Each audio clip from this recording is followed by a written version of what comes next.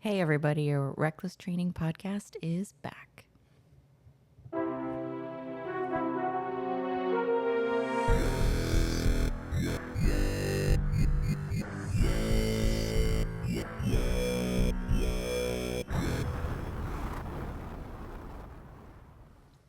And like we said in the intro, we are back. Sorry for the hiatus, everybody, if you're a regular listener. We've been gone for several weeks because we've been very busy traveling. Yeah, I think it's been a couple months.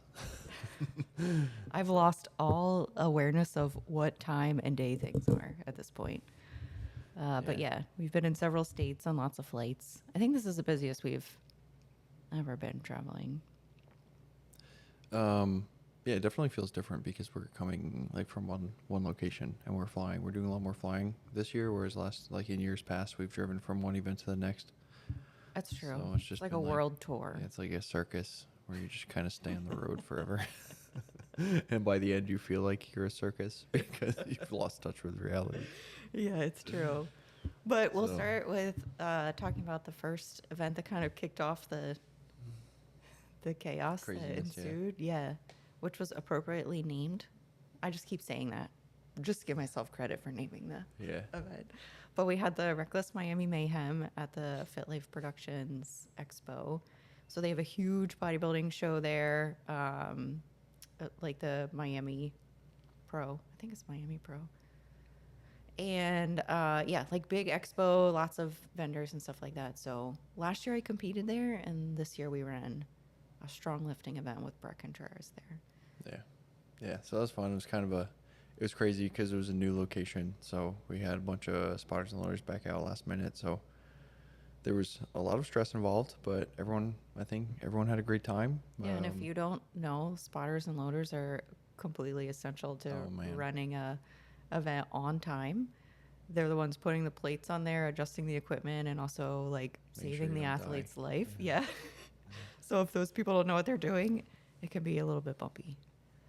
Yeah. So, yeah, definitely bumpy is a good word for it. But um, all the feedback we've gotten from athletes, it was a nice, smoothly run event. So great. I mean, it just gives us something to build off of for next year. So we will be back next year. Registration is already open. It's on liftingcast.com, and it is labeled the 100% Raw Second Annual Reckless Miami Mayhem. So after that was our June. We had a couple athletes doing some warm up shows, and it's also the American Challenge month for 100% raw powerlifting. So I was flying around. I had an event every weekend in June. We had the DC Pro Am that we flew up to, It was Alexandria to bodybuilding and do. So powerlifting nonstop. yeah, pretty much until this past weekend. Actually, up until this upcoming weekend. Yeah, we're not done. So yeah. So and then our next big one was Masters Nationals. So if you want to talk about that one. Sure. Yeah. So most recently, we got back from a national bodybuilding show, Masters Nationals, which is held in Pittsburgh. And we had 3 athletes competing there. We had 1 wellness competitor and 2 bikini competitors. Yeah, and overall, I was really pleased. I think our athletes did amazing. It was so nice to see everybody. And then we had clients supporting us and the athletes just sending nice messages. And also, we had another client, Hillary, come out and join us. So it was a very good time. It was refreshing for me as well to kind of like get to hang out with the athletes and see them all. So Yeah. yeah, it was a good time. Yeah, then we went out to Cheesecake Factory after, had a good strategy session. Eat. The strategy was eat. Yeah. But the really beneficial aspect is our athletes are excited for a growing season. They are excited about the progress that they're looking to make this upcoming year. So, and that's what bodybuilding is about, right? It's in the name. We're trying to grow. We're trying to build. So really capitalizing on this growing season is what's going to make the difference in upcoming competition seasons. So, Yeah. yeah, I think everyone's got a really good mentality. We just keep getting bigger. Yeah. That's all we can do. I think that's something that I'll be honest as a coach that I've learned to adjust in like strategy planning and looking at athletes. I used to think that it was more like show up like multiple times, Mm-hmm. and try and like run the odds, right? Like who will be there? What are my athletes' odds of winning? And I think those things are important, but I've leaned more in taking a broader perspective, analyzing like more from an objective standpoint, which is something I've had to work on as a coach because I very much love my athletes. I Mm-hmm. think that they're like the best thing ever.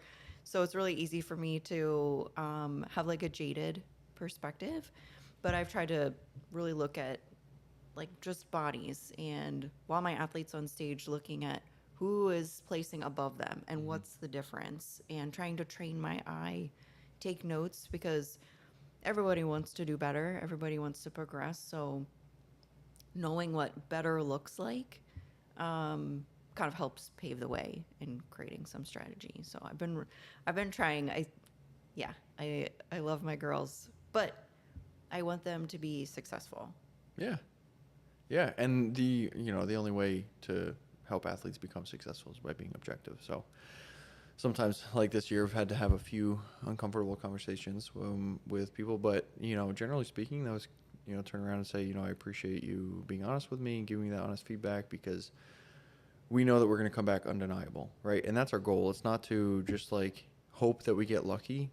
We want to come in and know that we deserved that win. Mm-hmm. We don't want to look back and wonder, Yeah, So it's yes, on one hand it's about who shows up, but it's also about putting the work in and coming in undeniably in the top yeah, ranks of the athletes. So yeah, sometimes it's a tough mentality to have, but we preach marathon mentality, and that's really what it boils down to. It's understanding that we have to develop a long-term mentality in this sport, and generally speaking, in any sport. Like Usain Bolt said it. He said, "I trained 4 years to run 9 seconds," mm. and I see people giving up after they don't see results in 2 to 3 months. It's wild when you look at the top tier like champion athletes and what they do on a consistent daily basis and what they're okay with and what they understand is necessary. And then you compare that to like less successful athletes and it becomes like it makes a little more sense as to like what elements are missing. Right. So it's tough being able to take those elements and attributes of an elite athlete's mentality and prescribe them, on a like a wider basis, you know what I mean? And trying to help adapt people's mentalities into what they should be focusing on and what their perspectives should entail. It's tough, but I think that it's really necessary when we're talking about like long-term success. So, um, there's the other saying that, fast success builds ego and long success builds character. Yeah. So, and that's what it boils down to. It's tough. It's not easy being at the top. It's not easy being an elite athlete. It's not easy to win your pro card. It's not easy to post an elite level total and become a world champion in powerlifting. It's none of that is easy.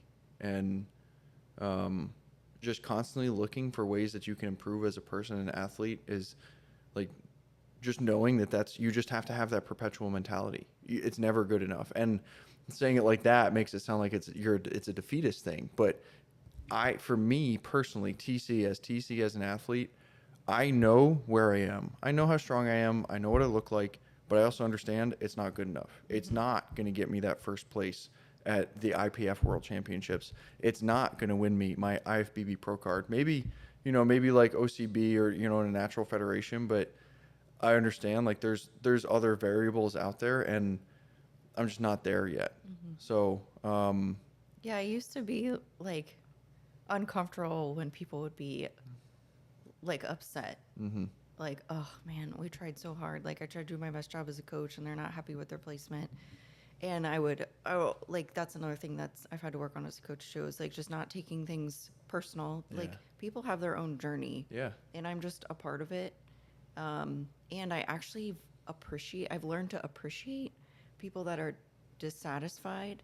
Like, there's a difference between being a bad loser and being disappointed that you didn't place exactly where you know you're capable of placing, or you're just not there yet. And that's, I think, the difference. Like, I would make those, to me, in my brain, it was like the same thing. Like, people are disappointed, well, they're maybe not having the best attitude about the results, but being coach, I am appreciating people that are hungry for improvement. They're wanting to be better, and they're also understanding, like you said, what it takes to get there. Yeah. And I think for me as an athlete, I had to learn as well that I have to be proactive in my own advancement. Like, I need to be a student of the sport. I need to observe what my competition is looking like. I need to pay attention to my own body because I live in it. And I need to communicate effectively, do the right research. Like, there's a lot of responsibility as an athlete. And I think the more that I've seen my athletes accept that, and we've had constructive conversations about what needs to happen to get them to first call outs or to get them into first place. I think the stress of it all has diminished because they're learning to look objectively at, okay, here's where I'm at. Here's where my competition is at. I need to do the work now to bridge that gap, and less of like, oh, will I make it? Won't I make it? Am I good enough? This is a part of my self-worth. Like, they're looking at it as more of like a sport and more of like a determinant of like who they are as a person. So I've had some like hard conversations this year, which I am learning to have those conversations as well. But I've been really pleased with just looking at some of my athletes and how they are approaching prep and competition. It's been cool. Yeah. Yeah. And we grow together. I feel like every good coach has athletes that help them grow as a person as well. And it's about like getting better together. Yeah. Well, because when they're hungry, they're researching too, right? And then it's not just one brain. It's the more brains that we can bring into a prep, the better. And that's not an absolute. Like, sometimes, extra is just noise. And like, you probably don't want like 10 different coaching opinions on your peak week. You probably just want your coaches, right? That's why you hired your coach. So stick to the plan, see what happens, and then you can look back retroactively and think, okay, what could we change to potentially make this a little better? So it's a learning and growing experience, and that's all bodybuilding is constantly learning. And I saw something the other day talking about how some people are stuck in the school mentality where there's only one right answer, and it kind of paralyzes you because you don't want to make a choice and make the wrong choice. Yeah. But in bodybuilding, there's not only one right answer. It's a spectrum, right? And there's one wrong answer, right? There's things that you definitely should not do, but there are also plenty of things that you could say, yeah, that could work, and then another option, yeah, that could work, and another option, yeah, that could work. And then it's up to us to like take all these things that could work and then think about you as an individual athlete and then prescribe it. And then again, look what happened last time, see how we can improve on that in the next time, and then continue moving forward. And it's just constant improvements. Yeah. And objectively being able to look at your physique and know what it needs. And that is probably one of the hardest parts. But again, that's why you have a coach, right? It's a lot easier for the coach to be objective and to tell you what you need. Like us as athletes, we're always going to want to be better than we are, and that's great. That could be a very positive attribute in an athlete, right? Yes. Because you're constantly striving to be better. But the flip side of that coin has to be a willingness to, accept the constructive criticism and, be open to it and say, what do I need to do? And then hear what you have to do and then just take that ball and run with it, so but like you said, the more we are talking about long-term plans with our athletes, the more buy-in that there is and the more development of that marathon mentality we're seeing across our entire pack. So Yeah. it's great. I've been very impressed. It's been motivating for me as a coach and an athlete. Like, I'm an athlete too. Seeing people rise to the occasion, I'm like, okay, we are doing this. So it's a pretty cool feeling. And last year, I felt like there was a lot of like quick learning curves for me. And I reflected on last year and my coaching strategy and how my athletes were doing, and wanted to do things very different this year. Like you said, like objectively look at how things went and how I need to make improvements. And oh, it's been a character builder, I think, Oh for yeah, me. it's hard. Yeah. But we're getting better, much better results, Hmm. and I feel, uh, yeah, I'm just excited for Yeah, it. yeah, it's only up. So we're also instituting a few new things with our athletes, especially the ones going into a growing season. So we are implementing homework, right? So we're looking for mobility exercises. We're looking for compound lift exercises to start with to make sure that our athletes are moving properly and getting the most out of all of their movement patterns in the gym. And then we're also kind of beta testing for a couple athletes a different style of like tracking workouts through the growing season to help give athletes a different focal point, right? Like bodybuilders, it's the growing season is often tough because you put on a little bit of extra fluff and lines start to disappear, and like that's your identity as a bodybuilder, Yeah. right? It's the lines, it's the poses, it's looking like you're, you know, a stage competitor. So by giving them a power output, it kind of changes that focal point and it takes it away, and you don't have as many problems being a little softer because you're strong and you feel strong in the gym, and that's fun. That's You know? been really fun for me. Yeah. Yeah. So, and it just makes you feel powerful too. Like same body weight, like your body weight hasn't changed. You've been talking about how good you look this past like week and a half, 2 weeks. Which So I normally do. I'm not like, no, yeah, she's I'm like, normally the opposite. this body. Yeah. Okay. But So. but the workouts have been very, Hmm. I'm so excited to go to the gym. I want to improve this lift. I want to learn how to like use my body to perform X, Y, and Z better. And then having not just like, okay, I'm going to lift more and more and more. It's like I don't if you've been following me on Instagram, I'm trying to do 315 for hip 20 rep hip thrust. Yeah. Which I've gotten on like I'm trying it on different machines, like a machine, barbell, rotisserie hip thrust. And that's like a goal for me every week. I'm doing this lift. I'm trying to improve. Within your technical proficiency. Correct. Yeah, I'm not just like muscling through it. I want to be performing this lift correctly. And it's getting better, so it's something for me to strive for. It makes me motivated to go to the gym, not just like I'm here to put muscle on. Like, yes, that is the goal, but um, just being excited about winning, because I think in a dieting phase, there's metrics to measure winning, like Hmm. the scale going down, your body looking Yeah, better. your measurements. Yep. Yeah, you're like, oh yeah, I'm winning, winning. Improvement season, we feel like I can't wait. Well, I don't feel like that, but I know there's a lot of people who are like, I can't wait to diet again. Yeah. Like, when is the dieting season? Because they want to win. They want to Hmm. feel like they're winning. So if we can make improvement season enjoyable, or make you feel like you're still progressing as because that's the other thing too. I don't want people getting on stage looking the same. Exactly. Yeah. And I think there's an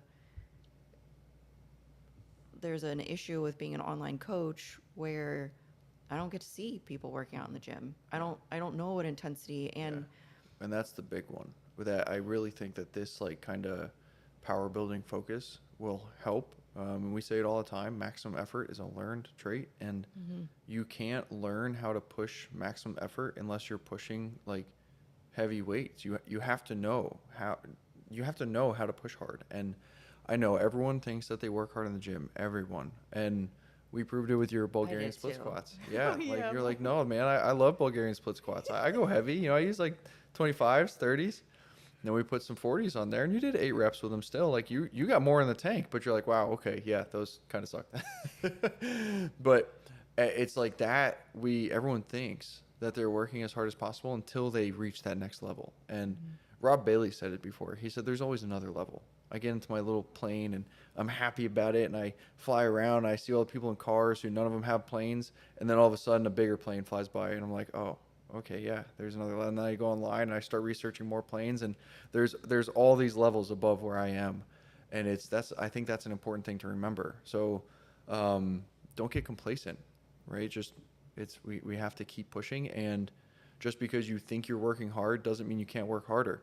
And just because you think you're moving properly doesn't mean you can't move better. And just because you think you're bracing hard doesn't mean you can't brace better. So like eliminating this self-imposed ceiling, I think is really important. And I think for a lot of our athletes, especially the female competitors, I think having them, like pushing them to lift more weight than they've lifted in the past is exceptionally empowering to them, because they're like, wow, I am strong. I am strong. I can do this. I think people are stronger than Oh they yeah, realize. 100%. And that's something I've realized, like, it throughout my entire training journey. I'll see people moving. I have seen people stop trying on a deadlift when the bar is still in motion. The bar is still moving up, and they drop it. They're like, ah, no, I couldn't get it. The bar was moving. Why? Like, why? Because you gave up. Because you told yourself, I can't. Your seventh rep today on the incline. She had, okay, everyone out there. She had decided mentally that 6 reps and she was done. She did it. She did her 6 reps, and I was like, no, you got 2 more, because I knew, I know. And I only did 6. yeah, she went for that 7th one. As she started giggling, she started squirming around on that bench. And like, yeah, no, that it was done. That rep, that set was done. So after 6. I decided 6 was enough. So, but our brain is so powerful. Yes, I would agree. So, yeah, don't limit yourself. Push it in the growing season. Realize that the growing season, it's not your off season. It's not the off season. It's the growing season, and that's when you do all the work that's going to win on the bodybuilding stage. That's how you win on a bodybuilding. That's how you win on a powerlifting platform. It's all the work that's done out of your peak. Mm-hmm. It's all the work that's done outside of your prep. Your prep is just taking the fat away. It's a meticulous process of taking the fat away and leaving the muscle. Mm-hmm. And we have to do it nice and slowly, and that's why it takes a while. But the meat and potatoes of what is winning bodybuilding shows is the growing season, and it's meaning you're eating enough food. You're pushing hard enough in the gym. You're doing enough recovery to help your body recover and build that muscle tissue. Well, it is called bodybuilding. Mm-hmm. Yeah. I think a lot of people get into it because they want to lose fat. Yeah.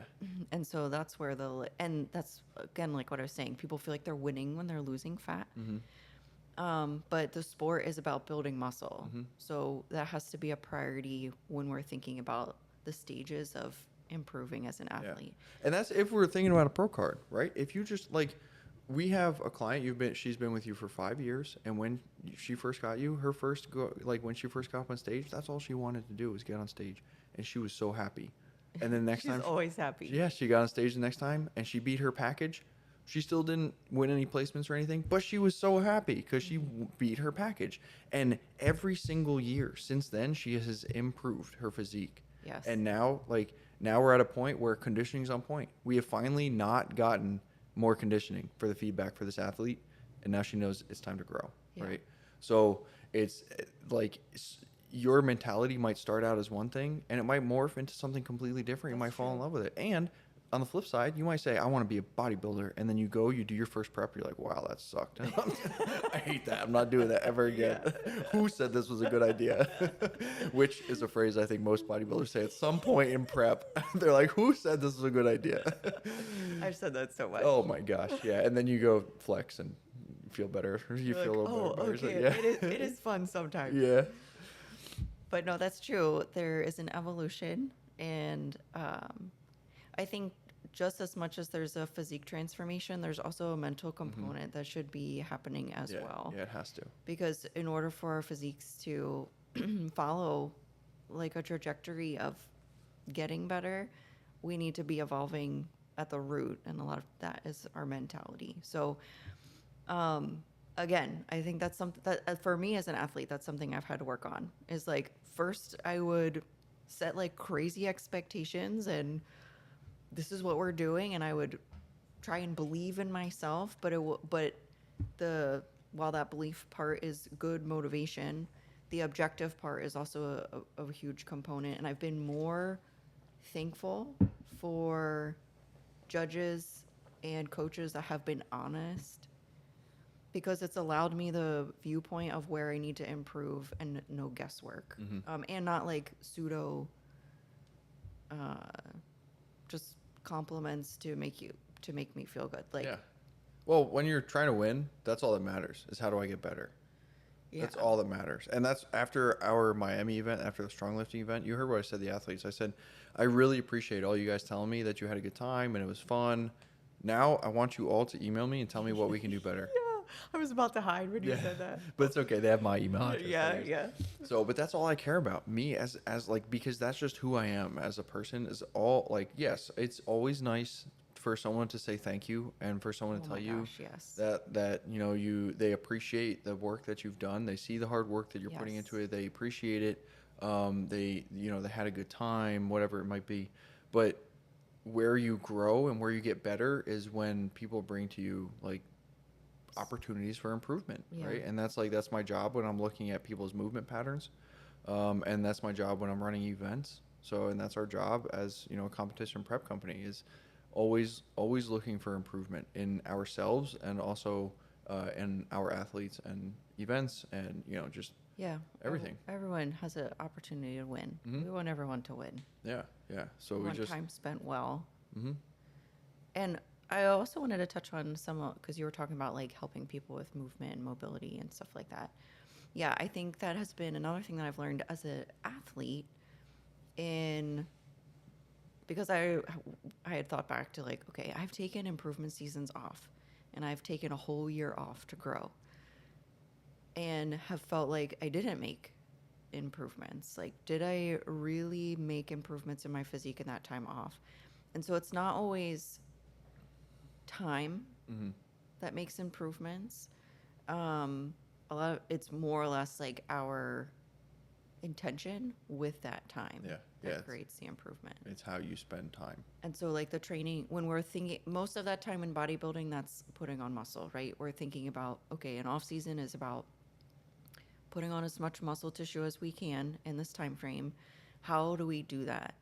And I think that in the past, like main things are like eating your protein, eating enough food, like providing the environment for your body to put on that tissue. Hmm. And so like there is a nutritional component, which has never necessarily been like a huge struggle for me. This Yeah. weekend, I was a really bad example to all my athletes. I like barely ate anything this weekend, but that to me was like kind of understood. And then as I've learned, like the hormone component is also important. Like there is a system in place in our bodies that help us produce more muscle tissue with hormone balance and regulation. Hmm. So making sure that our labs are in a healthy spot is another component. So like that's a big piece of improvement season.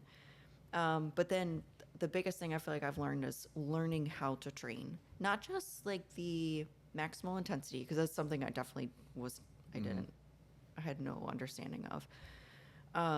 But learning how to regulate as well, because sometimes I'll go into the gym and I'll have a prescribed workout that my body is just like not having it today. So, what are things that I can adjust where I'm still making progress, um, but and being able to modify like a program. Sure. So like that's something I've learned as well. So it's like learning how to move. I'm still learning how to move. Hmm. I have not trained quads or squat patterns in years and years and years, and it's taken us, I don't even know, we've been working together forever. It's taken me a lot of time to relearn that movement pattern, and I feel like as I'm learning how to use my body properly, it's allowing for more opportunities for muscle growth because your body works as a Synergistic. yeah.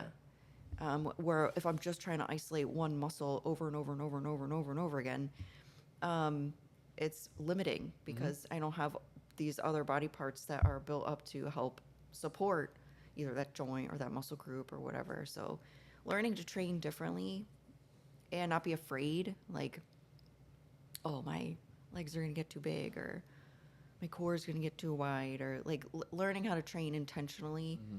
and understand the process and learn how my body fits within that has been a lot. So that's something we're working on too, is to Yeah. be more communicative in the improvement season to help teach these methods. Yeah. And then, like you said, provide some videos, at least like one or two a week, so that we can help capitalize on improvement season time. So yeah. Yeah, I think bringing intentionality and bringing focus to like different areas of people's bodies that they don't like most recently the most what we did with your squat was we were on the pendulum squat and The pendulum squat. I know yeah. people that hate that Yeah, machine. it's tough. It is really tough. It is hard. But you were basically feeling mostly your rec fem, Mm-hmm. which is not like, that's probably your biggest quad muscle right now, which tells us that it's being overworked, right? So, the rec fem attaches, above your hip joint to your pelvis. It goes down on top, like right over the top of your quad. It attaches to your patellar tendon, which crosses the knee joint. Okay, so it actually crosses two joints. So to activate your rec fem, you have to be kind of pushing forward into the front of your foot through your knee joint. And we realized that that's pretty much what you were doing. We saw your heels kind of come up in some of your squats. So we moved your feet down the platform a little bit. And then we had you be more intentional with the dorsiflexion of your ankle. So basically, as you're lowering down into the hole, we told you to try to use your anterior tibialis, so the muscle that's on the front of your shin, to actually dorsiflex. So, flex your foot as you're going down into the bottom of that hole, so that you have that neurological connection with that point. So as you're coming out of the hole, we can stay in contact with the rooting of that foot and then properly activate all the muscles upstream. So what I thought of was I just encouraged myself to invite the descent. That's a weird way to say it. I would just like be bracing because squatting is so hard. Invite the descent. Because okay, No, that's a good way. I say pull yourself into the hole. yeah, Yeah. because I would always be like thinking about the pushing part that was coming, Yeah, so I'd be exactly. like bracing for it, and I would almost like try and like pull myself, like you said. Yeah. And heels, like driving your heels down to the ground, and that's what I think helps me when I think pull myself into the ground, is I'm really like kind of pulling myself with my heels, right? Like your heels kind of help to activate your posterior chain, like Well, your you told hamstring, me to your do my gluteus, so. shin, Well, that's what I was talking about with the dorsiflexion. which that helped. That is literally pulling yourself into I don't know if the hole. this is on the video, but this muscle. It should be. I thought about like using this. That's your anterior tibialis to do dorsiflexion, which is, flexing your ankle up. Okay, so the opposite of using your calf. Yeah. So this is plantar flexion, and this is dorsiflexion. Plantar is Plantar. pointing. Yep. So like think plants in the ground, and dorsiflexion like a dorsal fin on a shark or a dolphin. It's on the top. It's on their back. So dorsiflex, plantar flex, dorsiflex, plantar flex. So as you're pulling yourself into the hole, think about driving the heel down into the ground while you dorsiflex your foot to pull yourself down into that hole. And then all of this musculature is already activated, and you don't have to think about it in the most awkward position of a squat, which is the bottom position. So I just thought about using this muscle. don't let her lie to you. I gave her the same explanation right before her pendulum squat. She's like, "Oh my God, that works so good. We got to tell everyone about this." That was such a good impersonation. Oh my God, babe. All Get right. your dirty feet All off right. the table. So, but yes, like welcoming the descent of the squat, however you want to look at it with your dorsal obsteral, that helped me a lot. Just Yeah. accepting that. It's small things like that. It's Accepting the bottom of the squat. but it's all these like small little cues, and like for me, I've also been playing around with my grip and like thinking about extending my fingers and feeling that extension through the back of my forearm. Because that's not necessarily an activation pattern that we do very often, right? We're generally speaking, we're gripping something in the gym.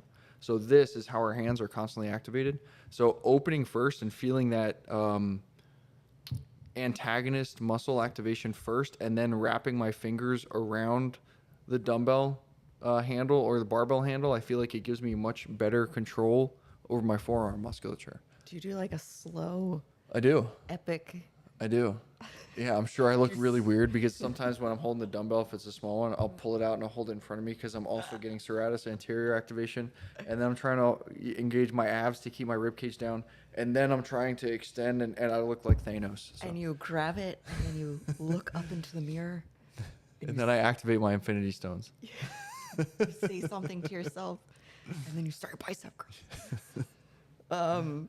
Yeah, no, it's Normally it's lateral raises. Oh, okay. Because if you think about it, Yeah, activating the backside of my forearm on lateral raises, that keeps that wrist nice and rigid, which means that you're transferring all of that power into your delts, all of that force you're getting from your delts, and now your arm is So a that's my solid problem. My lever. wrist is too weak. Yeah, you got limp wrist. Limp wrist syndrome. Just walk. I used to walk around like this actually. Yeah, but with that's my what that band hands. is for. So when you post that incline press, you can tell everyone. Yeah, I posted it already. So, okay, enough about our crazy antics. Oh yeah, what else were we talking about? Building muscle. So do a good job. Um, and yeah, we talked about taking a year off and being disappointed that nothing happened. Yeah, so being we don't intentional. want our athletes to do that. Sometimes, Oh no. taking a year off is often, we deal with a lot of masters competitors, and building muscle doesn't get any easier as you get older. So sometimes taking that time off is necessary. Unfortunately, Yeah. not like no one wants to step away from the stage, right? That's the fun part of bodybuilding, for most people. Most people. Yeah. For me, it's the growing season is the I fun part, but love that's the- because I'm a powerlifter. I like the growing season too. I have a couple Yeah. friends that are improvement season people. Yeah. We go through the dieting phase to kind of like check in on Yeah. things. But you know what? Last year I did really enjoy. Yeah, the yeah. dieting. There's benefits to both seasons. Yeah. Right. There's really, if we're being honest, there's benefits to both seasons. So, and I think that being a well-rounded athlete, you need both seasons. Even as a powerlifter, I think that dieting phases are necessary because it makes you very strict with everything. I think most powerlifters are not exceptionally strict with their macros, with their calories, with their sleep, their water, and I think the more variables you have under your control, the more you can control your performance output, basically. So, yeah, I think it's really important to have your finger on the pulse for all those details, and I think it's important to have growing seasons. I think it's important to have dieting seasons where you're not as free, so that you don't necessarily take things for granted. So yeah, I'm a fan. I like that. And I also like another thing I thought that was helpful this weekend was circling back to Masters Yeah, yeah. Nationals was judge feedback. Yeah. Because there was a lot of judges. That panel was a really good panel. Tyler was head judge. Sandy was there. Ettela was there. Bill Sibilia. Those were the Luis was there. Oh yeah, Louise was there too. So it was a good panel. There was a lot of like Sandy went backstage when finals started to go back there. She's done that for a couple shows that I've seen most recently within the past year or two. She'll take her like Yeah, during notes finals, yeah. backstage and she'll stay because everyone wants to talk to her after the show, so she kind of gets the ball rolling there. And so like my athletes were back there. They were able to get feedback from her, which I thought was very responsible. I was really proud of them. And I felt like that was good because she had Ettela's notes, so we had that feedback to kind of like work from. But I really wanted Tyler's feedback, and this is why. Because some people don't love Tyler; they love Sandy, and I think Sandy's great. But I, as a athlete and as a coach who's seeking out improvements, like I want everyone to be. Oh, we want everyone to win. We want our pro cards. Yeah, like at the end of the day, that's the Yep. pinnacle. We want first place. And will always be a student of the sport. I'll never pretend like I know everything. So we'll always be asking questions and looking to expand my knowledge. I very much appreciate a lot of what Tyler is doing for bodybuilding right now. I think that he is predominantly in charge of basically keeping the standard for each category. He's making these videos, these recap videos, going over the top 4 placements for the pros, explaining why they're getting the placements that they get. What a free tool to learn as a coach and an athlete. Like if you're not watching those videos, go watch them. And he is a little bit more abrupt. He's black and white. He does not have time to stand there and chit chat and talk. That's a big difference between the two of them. And he doesn't really want to talk in general. So Which is great because that's how I am. just tell me what I need to know. Just tell me what's wrong, and tell me what I need to improve upon. So There was not a line to go talk to Tyler. We were right after the show. I was super nervous. I was like, TC, I really just want to go ask Tyler his opinion. So TC like hops up. Okay, let's go ask him. And so then I very kindly asked if we could just have a little bit of his time. And if you had to have pictures ready too. He's like, again, cut and dry. He does not have time. Like, you got to have stuff ready to go. I had pictures up. And then he gave me feedback on each athlete. Which, as a side note, like, that's just a respectful thing to do as an athlete when you're getting feedback. Like, be respectful of the judge's time and also of other athletes who are waiting in line behind you. You know, like, be concise. You don't have to ask a million questions. If he says you need more glutes, you need more glutes. If he says you need more shoulders, you need more shoulders. If he says you have a good frame but you need more conditioning, you need more conditioning. You know, you don't necessarily have to ask a million qualifiers. And your coach should pretty much know your physique and should also have a good understanding of where your body lines up with the competition. Like, that's part of their job too, is to not just coach one single body, it's to get higher placings. Yeah. So, like, having the judge feedback on what they're seeing, and then the coaches a lot of times the interpretation, because they're familiar with the process. Well, and it's like they use terms like fuller, and, you know, not everyone's going to know what that means. But as a coach, we know that generally is a nice way to say you need more muscle. You know, like you need to be fuller, and that generally speaking, that's what that means. You know, I mean, sometimes it can be because you're flat, you're not filled out in your glycogen stores, but generally speaking, fuller means more muscle. You're normally going to get one of two things: more conditioning or more muscle. Yeah. So if your conditioning is on point, you're leaning towards you're going to need some more muscle to fit the criteria a little bit better.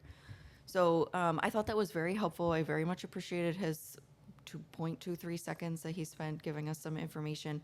But it was very helpful for me as well as a coach just to get some confirmation on my own eye and what I'm seeing. And, like, am I on track here? I'm supposed to be leading these people, so I need to make sure that I am on track with what the standard is and I'm leading them in the right direction. Yeah. So we got a bunch of feedback. I thought it was all great.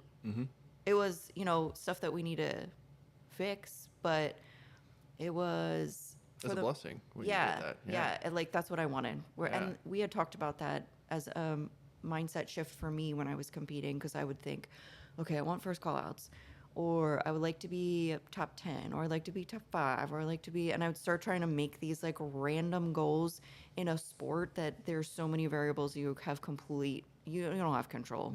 Yeah.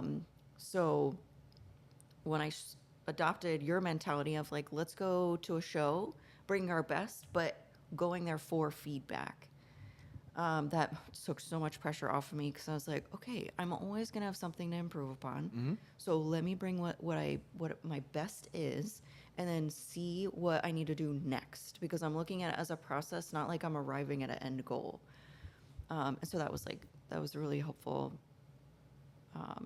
It's that marathon mentality. And it makes me more relaxed about the whole process too. Yeah, because this is just another pit stop. It's not like, is this the end? Is this it? Am I finally going to do it?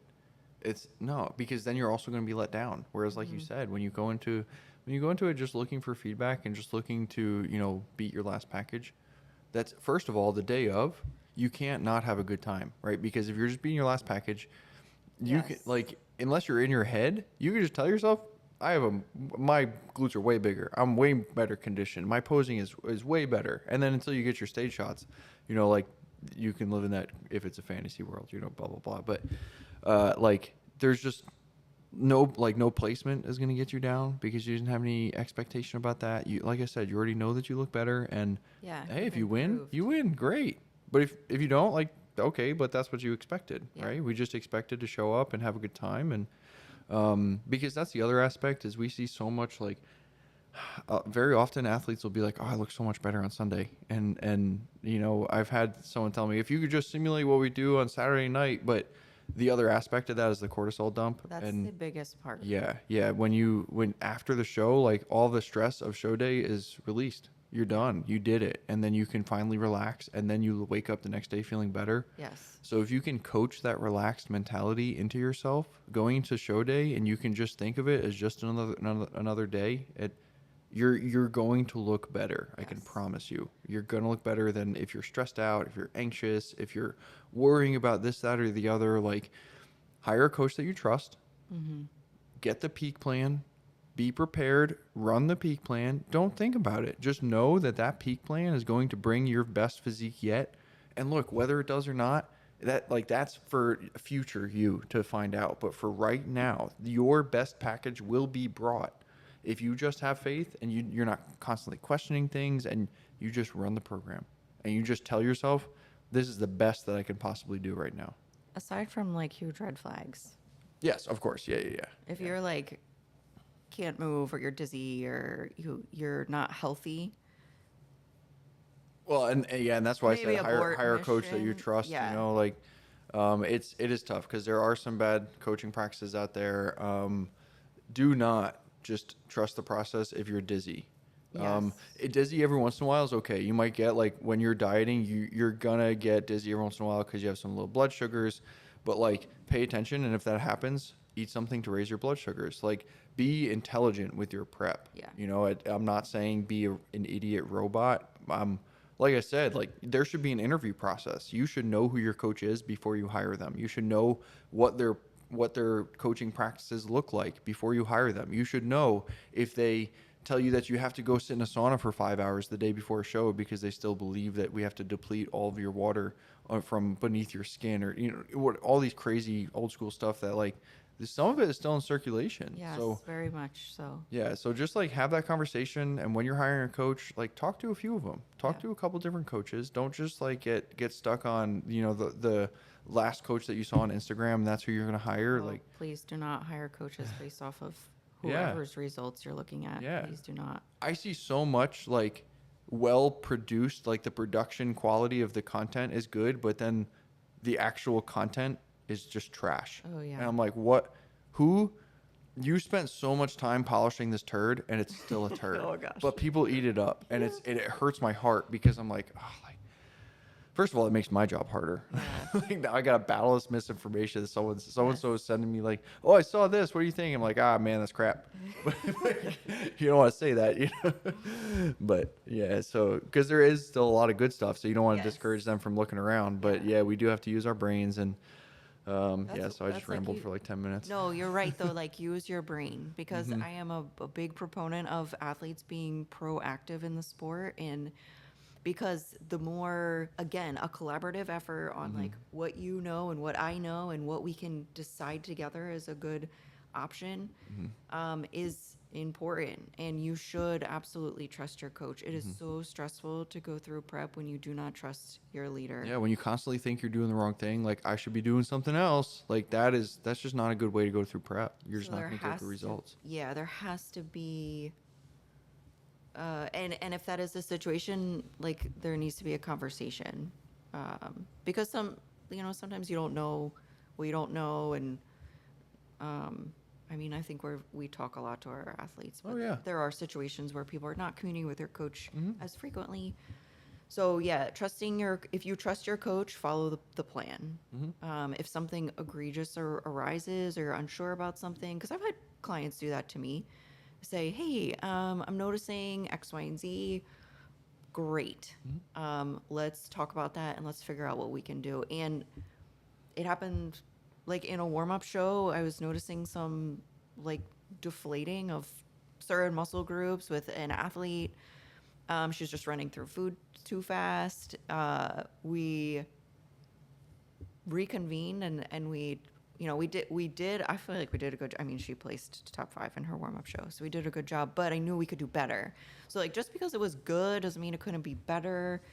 And so we talked through a bunch of things. We realized some things that we had missed in our peak plan that could really improve moving forward. And then we did some trial and error. And I mean, friggin' she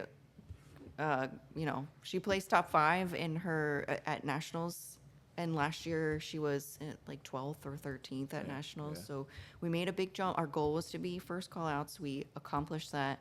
She also ended up beating the person who won her warm-up show. Yeah. So, and then we are getting the feedback that we need more muscle. So we've run that gamut. We've gotten you know, we've won a lot in a lot of different aspects, but to make our next move, we're gonna need to build. So I just had a thought. Like, if you compete at every show and you walk away from the show as though you just won the Olympia,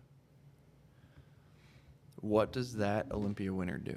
They can't look at other physiques.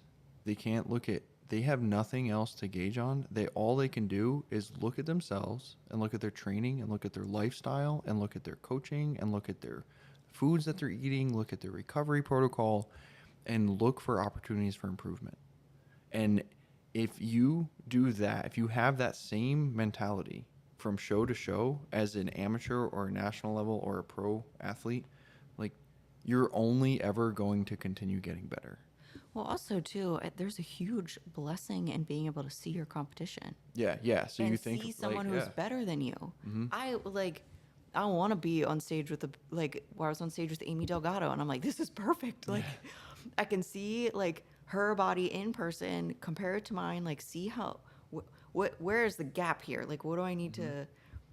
So we even have a benefit. It's even easier for us to see where we can improve. Most Like, people are like, oh crap, so and so showing up. I'm like, oh perfect. Yeah. Yeah, they're here. Let me see.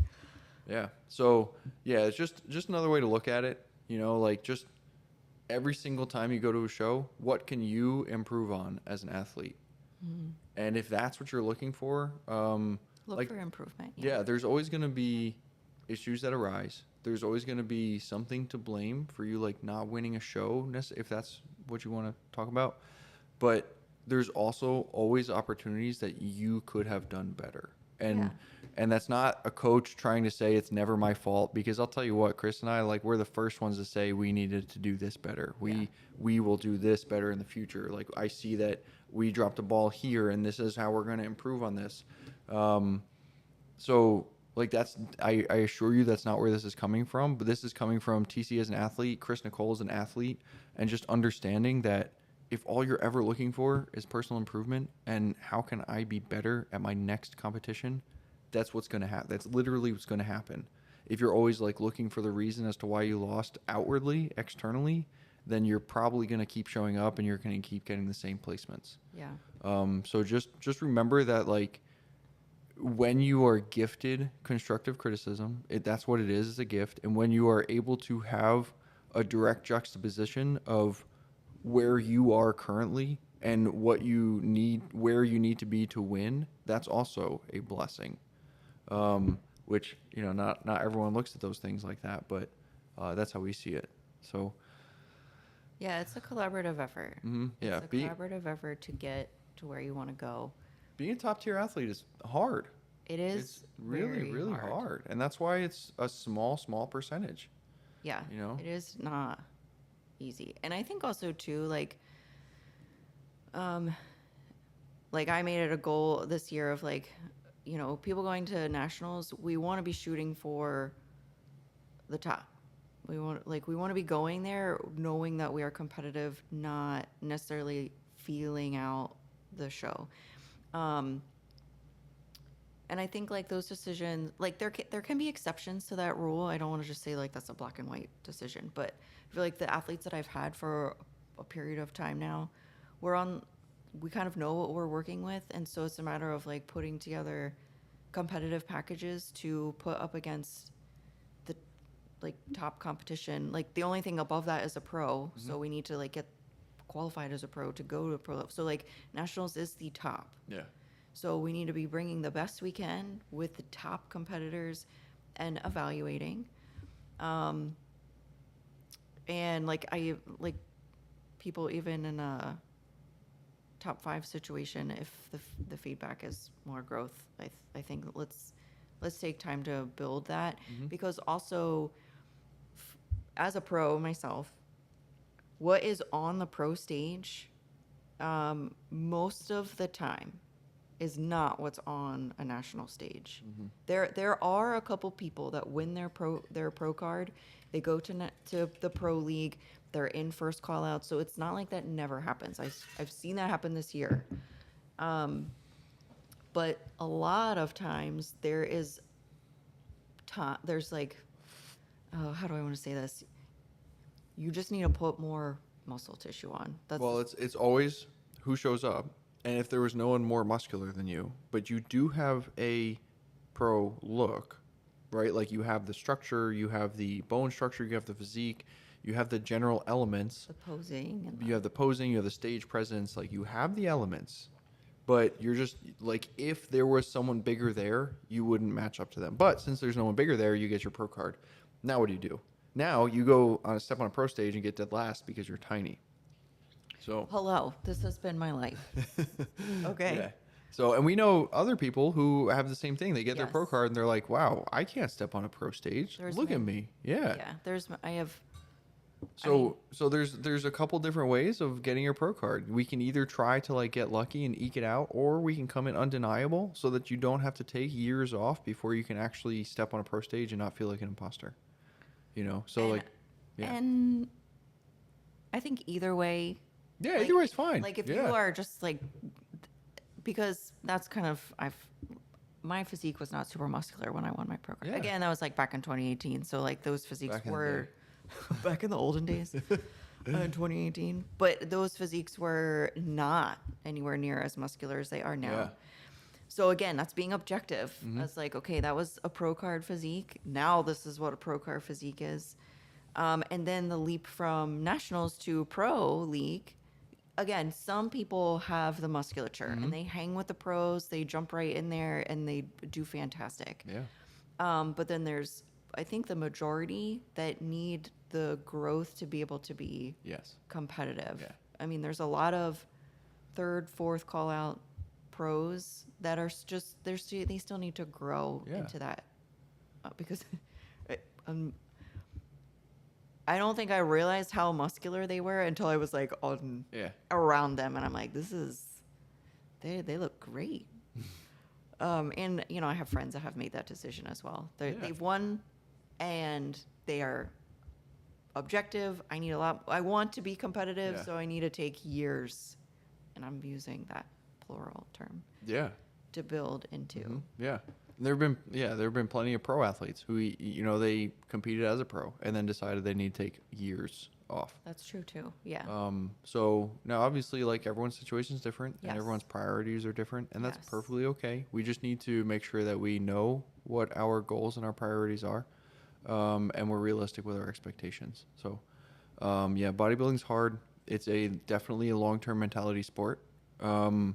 It is not a sport for immediate gratification. Same thing with powerlifting, and I think that's why I like both of these sports. Is like for powerlifting, a lot of people say it's an ego sport, but if you've ever actually gone through a good powerlifting prep with a good prep coach, powerlifting is you don't just get to go in and lift as much weight as you can. You go in and you use sub-maximal loads and you practice maximum effort mentality, and it's not easy. It's not easy to remain technically perfect, not just proficient, but like when we're trying to reach the upper echelons of powerlifting totals, you can't just be good. You have to be perfect. And that's something that not a lot of people understand. So like true high level powerlifting is not an ego sport. You have to tame your ego and you have to be willing to have that delayed gratification in your training.